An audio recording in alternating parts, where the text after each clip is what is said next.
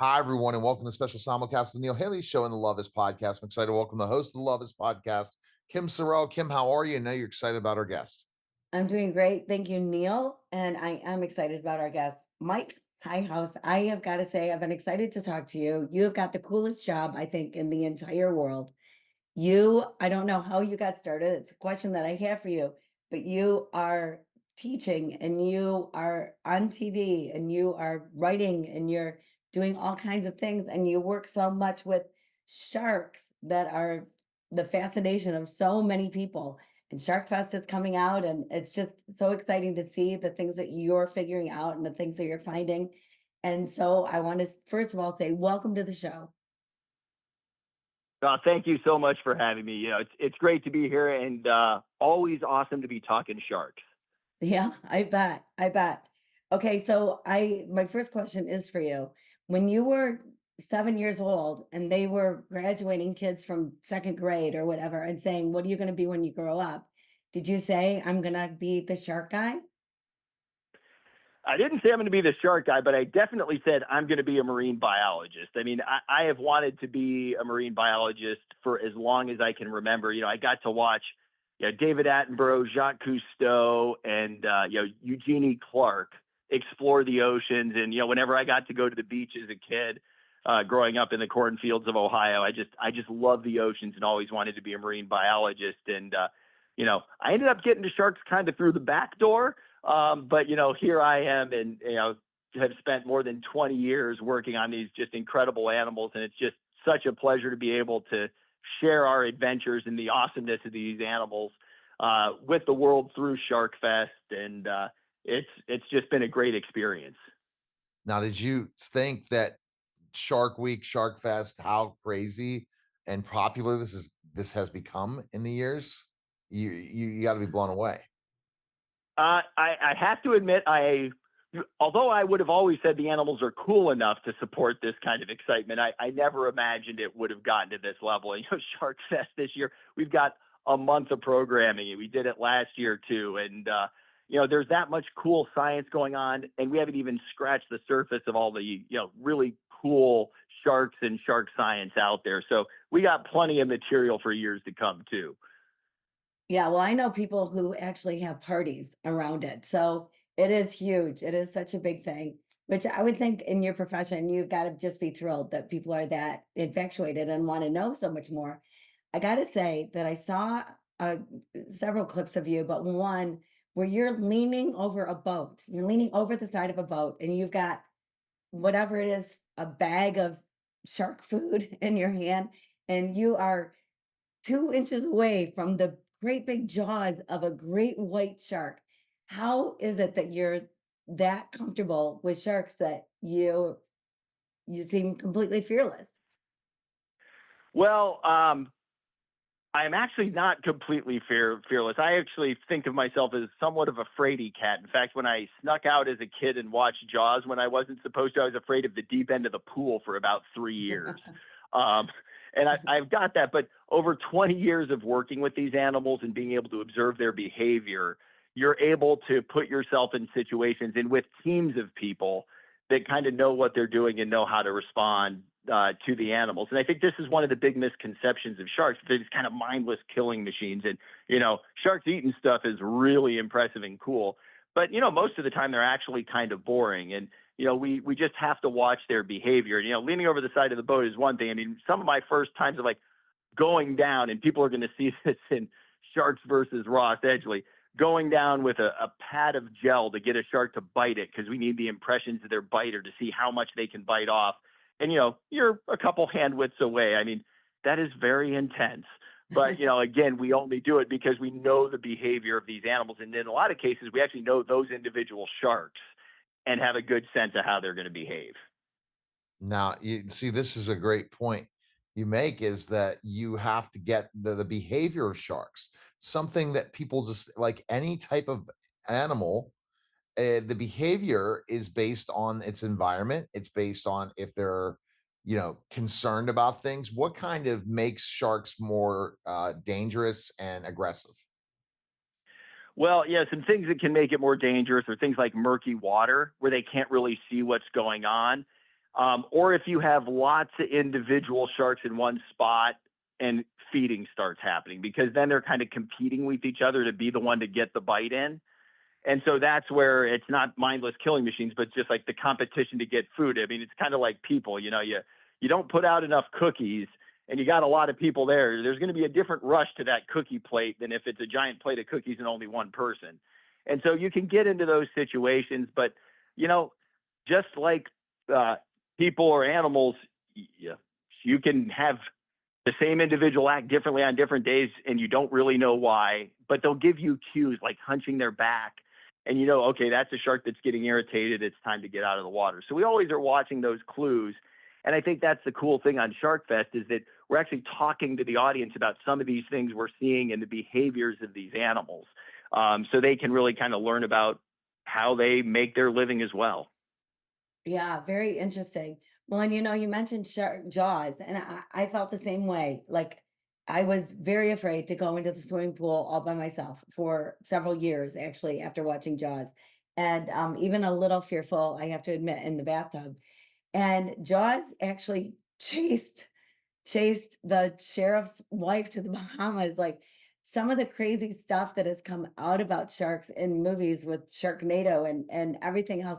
Do you think that helps what you're trying to teach people or hurts what you're trying to teach people or has no effect whatsoever?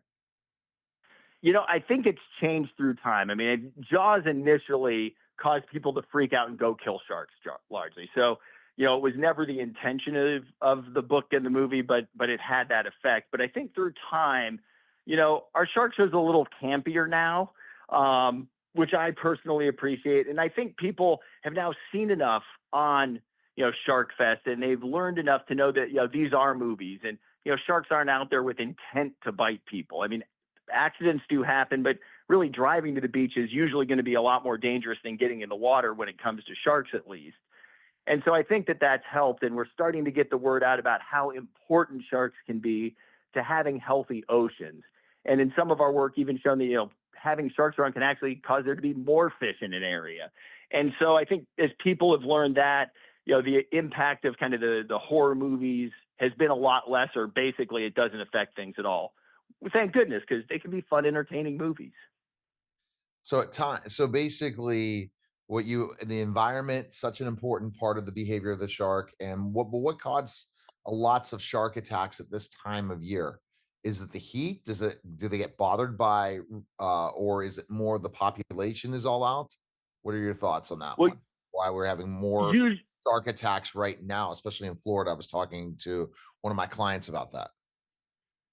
yeah, really, this time of year, it's all about how many people are in the water in a lot of places because, when it's cold, nobody's in there. So we've got a lot more people in the water. But then we also have some of the sharks, they move further north along the coasts as the water warms up because sharks kind of have their range of temperatures they like to. And so you just have kind of more random collisions. And the thing is, there are probably hundreds of thousands of times a year that big sharks that could do damage see people, maybe millions, and they just ignore us. So it's still a very, very rare occurrence. That doesn't minimize the effects that it has when something bad happens. But, we can go to the beach and, maybe don't swim in murky water, watch for deep edges along sandbars where sharks might be funneled in. If you see bait fish or really if you see people fishing, you might want to avoid those areas. But, for the most part, you can go to the beach and you should be more worried about rip currents and other dangers at the beach. Well, it's funny. One of the things that I tell myself when I'm at the beach is that we are not natural prey to sharks. If I'm wrong about that, please don't tell me because that's what keeps me less fearful about going in the water, knowing that there are sharks around. But I'm curious. So there's this, you found like this new pocket of great whites right off the coast near New York. Is that what's going on with that? Yeah, well, I mean, that's the thing that we are starting to see some success of protecting these animals, which were virtually wiped out. And so, we're starting to see some nurseries of great whites pop up around New York. And then, especially around Cape Cod, where those seal populations are, there are times of the year where there are lots of white sharks there. So that's one of the few areas where you need to really pay attention to the local advice because there are probably some particular beaches at certain times of the year that you don't want to swim because that's where white sharks are hunting for seals. And we are definitely not their natural prey, but, mistakes do happen. And so, in these very few areas around the country and the world where we know that there are really big sharks around, we want to stay out of their territory. Absolutely, we want to stay out of our territory. Well, Kim has an interesting question. It seems like you definitely have love towards covering sharks and what you do. But go ahead, Kim, with your question. Yeah. So, Mike, I lived a year. I dedicated a year to figuring out the true meaning of love, and the things I found out just blew my mind. And to me, love is everything, everywhere. It's got to be part of your work, of your life, of the air that you breathe.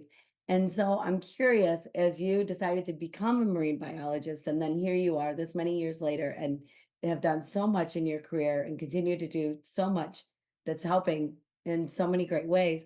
Where does love play a role with it? I mean, I can't imagine you're cuddling up to a great white, in the evening or anything like that. But there has to be, I would think, some sort of a love, compassion toward marine life. And so I'm just curious, where does love play a role in all of this for you? Yeah, well, I mean, I think what I'd say is that I've just always loved the oceans. I've loved being in the oceans around it. I've just always been kind of fascinated and I think compassionate about the animals that are in it. I mean, I kind of started out my work on dolphins and then got to sharks because of the interactions between sharks and dolphins, which you can actually see a show on that on Sharkfest this year.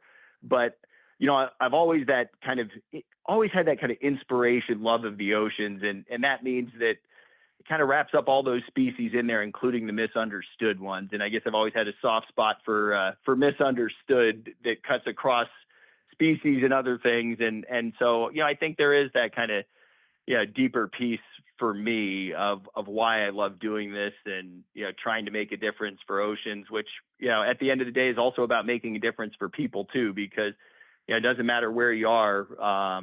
We rely on the oceans in different ways, and so I'd say that's been a big part of it for me. And, one reason as well that after doing this for more than 20 years, every time I'm out on the water, it's as exciting and as exhilarating as the first. And, I hope that, excitement comes through with everything we do on Sharkfest, and it, sparks some of that love and passion in people who are watching. All right, so check out Sharkfest. Best place to go where people can check it out. Well, premieres Sunday on Nat Geo, and then July 1st, all the shows drop on Disney Plus and Hulu. Appreciate it. Thanks again. Thank you. Have a All great right, one. that was the special simulcast of the Neil Haley Show and the Love Is podcast, guys. Take care.